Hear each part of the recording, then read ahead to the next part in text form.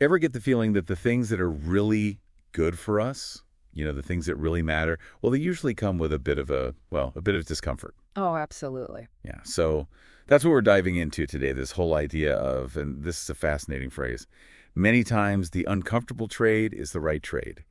And I don't know about you, but just hearing that phrase, it makes me like sit up a little straighter. It's a little bit of a challenge, isn't it? It is. It totally is. And what makes it even more intriguing is, well, we only have this little snippet. Like, we don't even know the full context where it came from originally. Right. Like, what were they talking about? It just makes you want to dig in even more. Exactly. It's like a little puzzle, right? So before we get too deep, but let's break this down a bit. When we say trade, we're not talking about like baseball cards or anything here. Yeah. Right? It's a broader kind of trade. Exactly. Think of those big decisions in life, the ones that involve a real exchange. It could be that you're giving something up, something familiar and maybe even comfortable, for something completely new and unknown. Okay, so like what? Compromises, sacrifices, times when you have to be really brave and put yourself out there. You got it. And the uncomfortable part, that's that little voice inside telling you, ooh, this feels risky, this might hurt a little.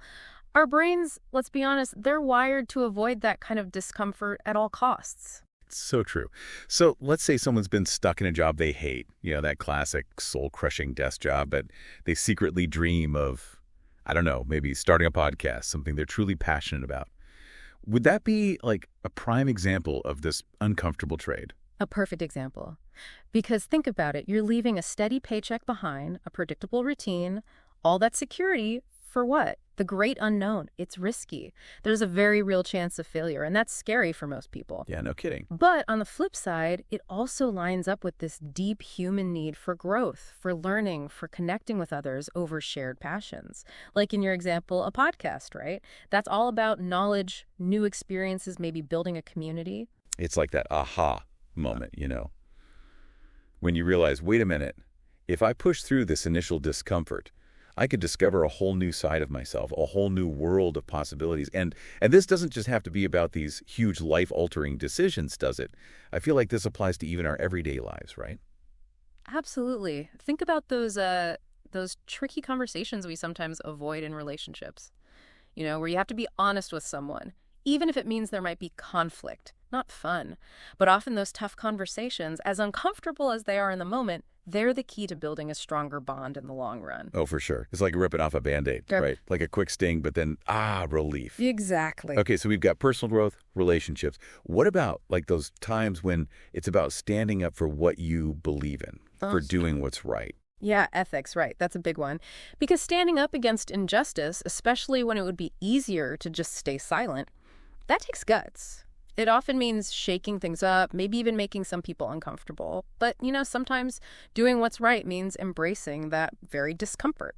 So the common thread here seems to be this idea of accepting some short-term discomfort for the potential of a bigger payoff down the road. But, and this is but how do we know when it's the right kind of uncomfortable? Because, let's face it, not all discomfort is created equal. Oh, you are so right. That's where discernment comes in. And it's not always easy. But here's a question to ask yourself. Is this discomfort I'm feeling pushing me towards something positive? Is it leading me towards growth, integrity? Or is it helping me align more closely with my values? Or am I just avoiding this discomfort out of fear, out of laziness, or just because it's easier to stay in my comfort zone? That's a good way to think about it. Yeah. So let's say, you've gone through that process, you've weighed your options, you've embraced the discomfort, and you're on what you believe is the right path. But it still feels awkward, maybe a little messy, and, well, just plain uncomfortable. Any advice for navigating those feelings, for dealing with that lingering discomfort? This might sound strange, but reframing is so powerful. Instead of looking at the discomfort as a sign you've made a mistake, try to view it as a sign of progress. You're challenging yourself. You're pushing your boundaries.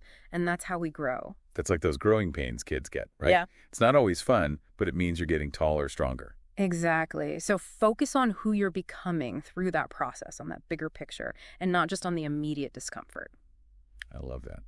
Okay, listeners, it's your turn. What's one uncomfortable trade you've been avoiding? What's that one thing you know you should do but just can't seem to get yourself to start? Think about it. And maybe, just maybe, today's the day you take that first step. And remember, this whole idea of choosing discomfort, it's like a muscle. The more we do it, the easier, well, maybe not easier, but the more familiar it becomes. So take that small step, embrace the squirm a little. You might be surprised by what you find on the other side.